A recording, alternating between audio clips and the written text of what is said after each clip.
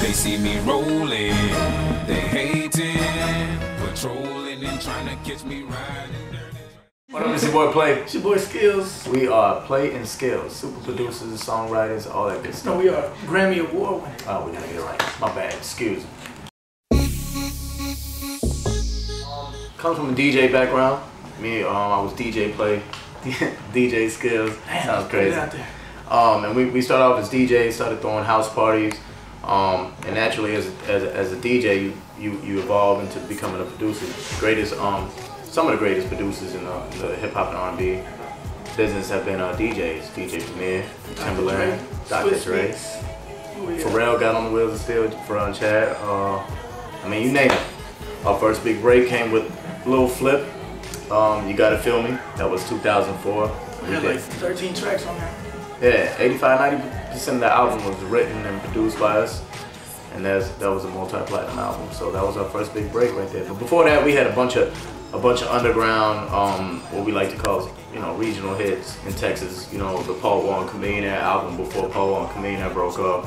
Early on, we worked with Bun-B and Pimp C and all the great Texas stuff before it exploded to mainstream America. So but our first big break was a Lil Flip, You Gotta Feel Me album, and that's how we got started. Took me here and there, but nothing like on the business side. We just what up, this and that, parties, whatever it may be. And the Got Money song was actually intended to be a song for Pitbull. We actually made the actual song, the actual beat in New York, and Skillz was working on the beat in New York in one room, and I was in another room working with Nina Sky. Pit went crazy, on top of the couch with the Kettle One, just Puppy, this one right here, just going crazy, and he's like, I'm gonna get T-Pain on. I was like, all right, cool, what I hear, have it. So he sent the song T-Pain. It took a little bit longer than what he intended it for, and Pitbull closed his album, so it didn't make the record. 2 days too late for the album. So. Yeah. So then all of a sudden we get an email from Pitbull, and Pit's like, here's the file for the T-Pain song. So we have a T-Pain chorus and a Play-N-Skillz beat. That's money. And we received a call a couple months later from T-Pain's manager, and he was saying that he wanted the song back because he wanted to use it for something else. And we were like, all right, cool, but he wanted to keep the beat. So we're like, all right, well, work it out with us. And we asked who the artist was, and he wouldn't tell us the artist at the time being. He finally gave in, told us it was Lil'Wayne. We're like, hey, here you go, brother, you can take it. And I was actually in bed. This is how crazy technology is, that you can send a song on an iPhone, and I get it, and I'm listening to it. I'm actually thinking I'm dreaming because I'm hearing Wayne over one of me and Skillz Productions, and he called me on speakerphone. I'm like, dude, we're gonna be out in 2008, and it just sounded great. So there it is. That's the story. And we did meet Wayne. We didn't. It's not like we went in the studio. It was all third person, which I want people to understand that nowadays. Sometimes songs are made like that. It was sent to T-Pain. T-Pain sent to Lil'Wayne. Lil'Wayne sent it back to us, and we added the claps, the little breaks, the arrangement on it. If you listen to the song, it's arranged crazy. It has so many different drops and so much stuff going on, so much energy. So great minds think alike, and it just worked out like that. And we didn't meet Wayne until the actual video, and he gave us our props, and he said he wanted to work. He looked forward to working with us again, and here we are. Record's #1 on the charts right now. History has been made. I would say we don't have a sound.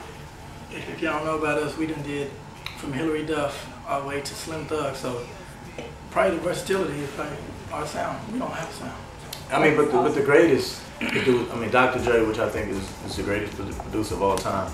I mean, he was able to collaborate from, early on NWA and his Chronic Plastic album to Mary J. Blige to Eminem to everything. I mean, he didn't have a sound. And that's kind of how we want to, we look up to Dr. Dre. And Jermaine Dupri is another guy. I mean, from Criss Cross to the Franchise Boys to Mariah Carey. And we want to be in that category because, when you don't have a sound, that equals longevity.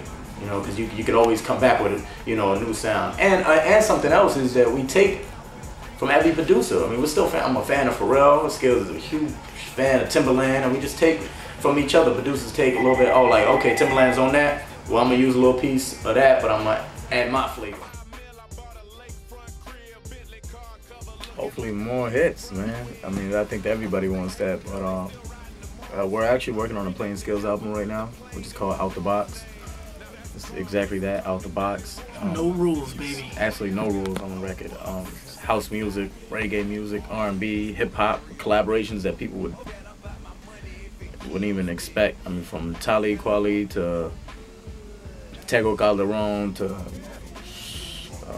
Slim Thug. yeah, of course, all the Texas artists on the record. So, and we're behind the mic, rhyming, singing, ad-libbing, and making. It's like a DJ album. You might hear just everything. You know, Timberland, Dr. Dre, you know, one of those type of albums.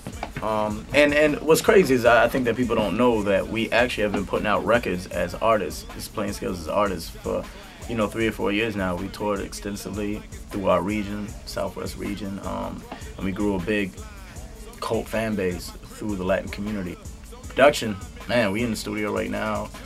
Hopefully 50 Cent album. Yeah, 50 Cent's new album. God willingly, everything works out. Hurricane Chris featuring Chris Brown is a record that we just got done doing. Slim Thug's album.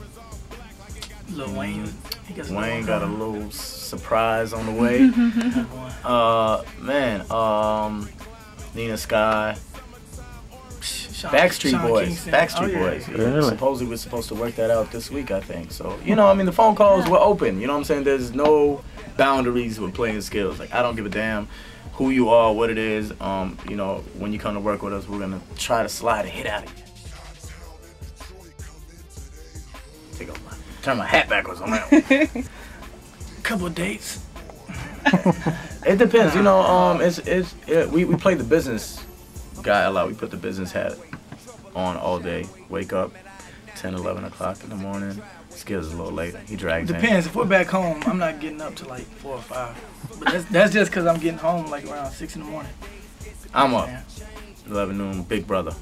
You know, playing the big brother role. But for some reason I do music better late. So. Yeah, Skillz will stay a little later than me in the studio, and then I'll wake up a little earlier. I log on to all the sites. This is 50.com, MySpace, Just Rhymes, all hip hop, whatever, and I check out what's going on with the rest of the business. Again, this is a business. I want to know what my counterparts and my competitors are doing. So we, you know, I do all that. Get on the phone. I see how my songs are doing, radio play wise. I watch a little 106 in Park here and there, MTV. Not too much TV, because it could really fuck you up, you know, because it'll make you think bigger than what it is. And then, you know, we'll probably go play a little ball in between 5 and 7 to try to stay in shape, and then we're back in the studio. Back in the studio till about, I'll probably start the studio 7:30 to about midnight, and then I have to hit a club or a strip club, because that's my motivation. He's crazy. And I just keep my ear to the street on whatever's going on, so I know what the hell's going on. Because the problem is, you got a bunch of A&Rs and executives that go home at 5 p.m., shut off the damn phone, shut off the TV, and these are the guys calling shots. See, that's where the bad music comes out, and I don't ever want to be one of those guys. I want to stay relative to what's going on in the streets. Literally, we've gone months probably like without making any music, just maybe a skeleton here. That's why there's not a typical day of Play-N-Skillz. It's like, you might not go like days of doing nothing. And then like one day you might knock out like 5, 6 beats in one night. And just feel it like that. 3 days of just going strong. And then we don't make music together. Oh yeah, I gotta kick his ass out, man. It's a problem. And maybe it's a brother thing or it's not, but somehow our madness comes together. Skillz is crazy, crazy creative when it comes to the keys. Once again, the Play-N-Skillz album coming soon. Y'all look out for that. Yep, it's called Out the Box, and crazy guest appearances, crazy sounding. If you're definitely looking for something out the box, something away from everything else, and I don't give a damn if we sell fucking 13 units. Like, this is about the music on this album here. And you'll know that by checking us out on www.myspace.com/Play-N-Skillz. Or justrhymes.com. We got our profile. Yeah, our profile. And that's going to be sick because we're going to give you some exclusive behind the scenes. I'm in the studio with the Kettle One and, you know what I mean, the girls and the MPC and all that good shit in the studio. So y'all check us out, Play-N-Skillz. You already know what it is, man. Latino stand up. L's up, baby. You know what it is. History has been made. Cause I got it. All these haters won't agree. Hey, yo, what's your boy Play? It's your boy Skillz. You already know what it is, man. It's the world famous Play-N-Skillz. And this right here is justrhymes.com.